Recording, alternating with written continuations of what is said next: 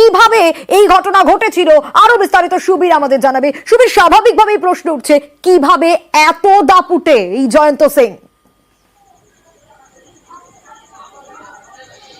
দেখো, আরিয়াদহের গ্যাংস্টার বেতাজ বাদশাহ জয়ন্ত সিং এবং এলাকায় তার এতটাই দাপট ছিল যে এলাকার মানুষ তটস্থ অবস্থায় থাকতেন, কোনো রকম মুখ খুলতে ভয় পেতেন। যদি কেউ কোনো মুখ খুলতেন তাহলেই কিন্তু তার উপরে তাদের সাগরেদদের যে অত্যাচার সেটা বিভিন্ন রাজনৈতিক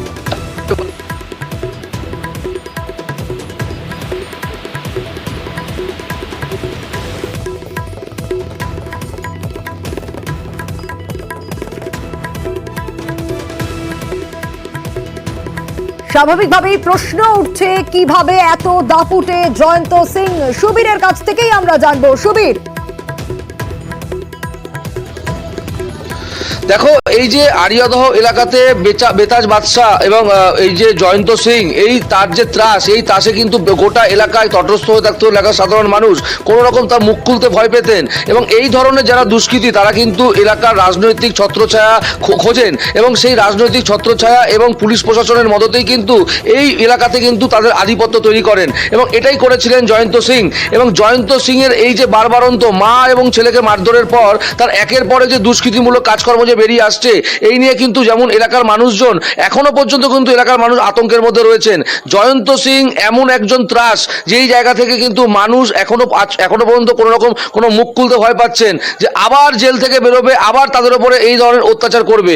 যে কোনো সময় যুবককে ক্লাবের মধ্যে ঢুকিয়ে নিয়ে তার উপরে অকথ্য অত্যাচার থেকে শুরু করে বিভিন্ন সময় নাবালকের উপরে অত্যাচার এবং এই যে মা মেয়েকে মারধর, এই মা এবং ছেলেকে মারধর, এই যে গোটা ঘটনা একদম আরিয়াদহের বেতাজ বাদশা থেকে শুরু গ্যাংস্টার এই যে জয়ন্ত সিং এবং তার সাগরেদরা, এদের এই আতঙ্কে কিন্তু এলাকার মানুষ যথেষ্ট তটস্থ অবস্থায় রয়েছেন এবং পুলিশ প্রশাসন রাজনৈতিক নেতাদের কাজে লাগিয়ে এই রকম ভাবে কিন্তু আধিপত্য বিস্তার করেছিল গোটা কামারহাটি আরিয়াদহ চত্বরে এই জয়ন্ত সিং এবং তার দলবল।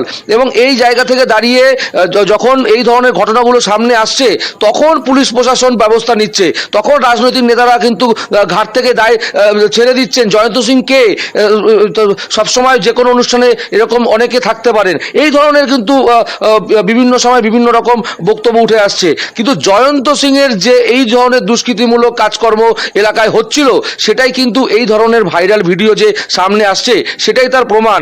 এবং দিনের পর দিন এই ধরনের ঘটনা এবং সমাজসেবী কাজের আড়ালে এই ধরনের দুষ্কৃতিমূলক কাজকর্ম কিন্তু জয়ন্ত সিং এবং তার যারা সাগরেদ রয়েছে তারা কিন্তু অবিরাম কিন্তু এলাকাতে দাপিয়ে বুক থাপিয়ে কিন্তু তারা চালিয়ে যাচ্ছিল এতদিন ধরে এলাকাতে। বেশ সুবীর। পলিটিক্যাল লিডাররা সরে যাচ্ছে কেন? পলিটিক্যাল লিডাররা সরে যাচ্ছে কেন? ওদেরকে জিজ্ঞেস করি। হ্যাঁ, ওদেরকে জিজ্ঞেস করি। কি বলবো? ভাইরাল ভিডিও নিয়ে কালকে একটা ভাইরাল ভিডিও হয়েছে, আজকে দেখিনি আমি। জানেন মাথার উপর থেকে সবাই হাত তুলে নিচ্ছে কি?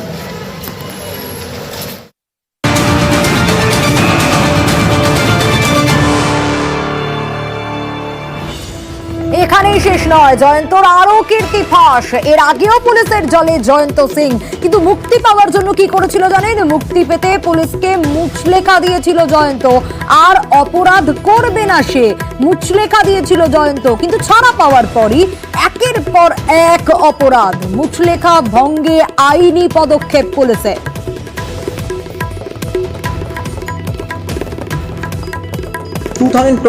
আমরা অ্যারেস্ট করেছিলাম, অনেকদিন ও জেলে ছিল। আমরা ওদের বিরুদ্ধে একটা বন্ডও বাড়িয়েছিলাম কি ও ভালোভাবে থাকবে। কেন কি ও আবার অপরাধ করেছে, বন্ড ভায়োলেশনের প্রক্রিয়া যেটা হয় কানুনি প্রক্রিয়া, সেই কানুনি প্রক্রিয়াও কমপ্লিট হয়ে গেছে। কেন কি বন্ডে ভায়োলেশন হয়েছে, আমরা 122 সিআরপিসি এর প্রক্রিয়াটা কমপ্লিট করে ফেলেছি। ম্যাজিস্ট্রেট সাহেব যে আছেন ওনার নির্ণয়টা শোনাবেন। একজন পুরসভার কর্মী, সেই পুরকর্মীও জয়ন্ত ঠ্যাঙারে, জয়ন্ত সিং এর সাগরেদ রাহুল গুপ্তা। সেই রাহুল গুপ্তা পুরসভায় কর্মরত এবং সেই রাহুল গুপ্তাও জয়ন্তর ঠ্যাঙারে। একাধিক ভিডিওয়ে রাহুলের উপস্থিতি এবং কামারহাটি পুরসভার কর্মী রাহুল, যেমনটা আপনাদের বলছিলাম, ভিডিও ভাইরাল হওয়া থেকে আবার ফেরার রাহুল। আইন অনুযায়ী ব্যবস্থার দাবি পুর প্রধানের।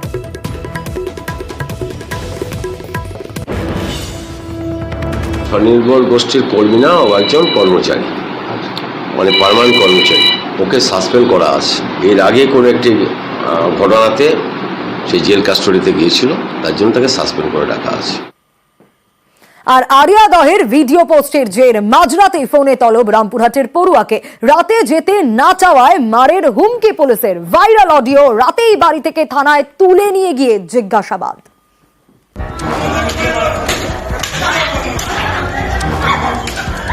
জয়ন্ত বাহিনীর অত্যাচারের হাড় হিম করা ভিডিও। সোমবার এই ভাইরাল ভিডিও প্রকাশ্যে আসে। এই ভিডিও ভাইরাল করার অভিযোগে রামপুরহাটের যুবক শুভম মণ্ডলকে তার বাড়ি থেকে থানায় তুলে এনে জিজ্ঞাসাবাদ করেছে রামপুরহাট থানার পুলিশ। তার আগে নাকি রীতিমতো হুমকি দেয় পুলিশ, সেই কথোপকথনের অডিওটিও ভাইরাল হয়েছে। শুভম মন্ডল? হ্যাঁ শুভম মন্ডল, রামপুরহাট থানা থেকে বলছি। বুঝে আবার থানায় এসো, বড় বড় ডাকছে তোমাকে। আমি তো স্টুডেন্ট, আমার নামে কোনো কেস নেই। আমাকে হঠাৎ ডাকছে, আমি তো জিজ্ঞেস করবো। আমি আজকে যেতে পারবো না, আমি তো আজকে রাত্রে যেতে পারবো, কালকে সকালে দেখা করে নেবো। স্যার বলছে আজকে আসছে। এরপর একেবারে থানায় তুলে নিয়ে গিয়ে শুভমকে জিজ্ঞাসাবাদ করা হয় বলে দাবি। বাড়িতে এসে আমাকে সাথে করে নিয়ে যান, এল্ডার ব্রাদার এবং ফাদার ফিগার কিছু সাজেশন দিয়েছেন, তো ওটাই আর কি উনি দিয়েছেন। তারপরে আবার সসম্মানামে আমার বাড়িতে ফিরিয়ে দিয়ে গেছেন। তবে হ্যাঁ বলেছেন যে যদি পরবর্তীকালে ডাকি তাহলে যেন আমি আর কি দেখা করি ওনার সাথে। নৃশংসভাবে অত্যাচারের এই ঘটনা পুরনো। এই ঘটনায় আগে কাউকেই গ্রেফতার করেনি পুলিশ, কিন্তু ভিডিও ভাইরাল করার অভিযোগে পড়ুয়াকে হুমকি দেওয়ার অভিযোগ এবং তারপর বাড়ি থেকে তুলে নিয়ে গিয়ে থানায় জিজ্ঞাসাবাদ করেছে রামপুরহাট থানার পুলিশ। এই মারধরের ঘটনায় জড়িত জয়ন্ত বাহিনীর সবাইকেই খুঁজছে পুলিশ। বেশ কয়েকজনকে গ্রেফতার করেছে পুলিশ। পুলিশের জালে অভিষেক বর্মন ওরফে ছোট্টু, সুভাষ বেড়া, সুমন দে। এদের সকলের মাথা জয়ন্ত সিং, আরিয়াদহের ত্রাস। জন্ম উত্তরপ্রদেশে, দীর্ঘদিন ধরে দক্ষিণেশ্বরের আরিয়াদহে থাকে। গত কয়েক বছর ধরে সেই এলাকার দাদা সেই জয়ন্তকে সম্প্রতি মা ছেলেকে মারধরের ঘটনায় গ্রেফতার করে পুলিশ। তারপরই প্রকাশ্যে আসতে থাকে জয়ন্ত গ্যাংয়ের একের পর এক ভিডিও। এ নিয়ে ধরপাকড়ও শুরু করেছে পুলিশ।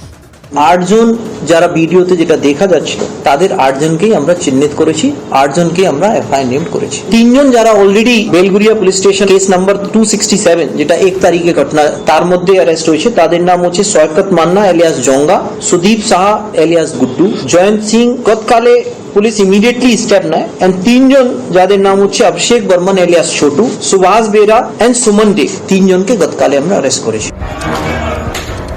তদন্ত এগিয়ে নিয়ে যেতে এবার আক্রান্তদেরও চিহ্নিত করতে চাইছে পুলিশ। ভিকটিম আছে, তাদের আইডেন্টিফিকেশন যত তাড়াতাড়ি সম্ভব হয় সেটা আমরা করার চেষ্টা করছি। কেন ভিকটিমকে পেলে আমরা আমাদের কেসটাকে আরো স্ট্রংলি যেভাবে ওদেরকে জাস্টিস দেওয়া দরকার আছে সেটা আমরা পাবো। নিউজ 18 বাংলা।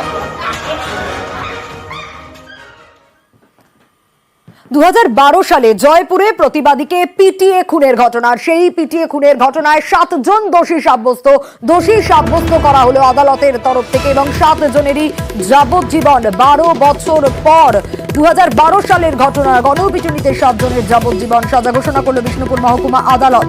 গতকাল 7 জনকে দোষী সাব্যস্ত করা হয় আদালতের তরফে এবং আজ তৃণমূল নেতা সহ 7 জনের সাজা ঘোষণা। 2012 সালে জয়পুরে প্রতিবাদীকে পিটিয়ে খুনে এই সাজা। হামলা পরিপ্রেক্ষিতে প্রায় 40-50 জন লোক জড়ো হয়ে কুদ্দুস শেখকে মারধর করে কুদ্দুস শেখ মারা যায়। মোট 13 জন মোট অভিযুক্ত ছিল, 7 জনকে দোষী সাব্যস্ত করেছে। 302/149 ধারা মতে যাবজ্জীবন কারাদণ্ডে তাদের দণ্ডিত করেছেন, 25,000 টাকা প্রত্যেককে জরিমানা করেছেন। যুবকের মৃত্যুতে গতকালও আপনারা দেখেছিলেন কিভাবে দফায় দফায়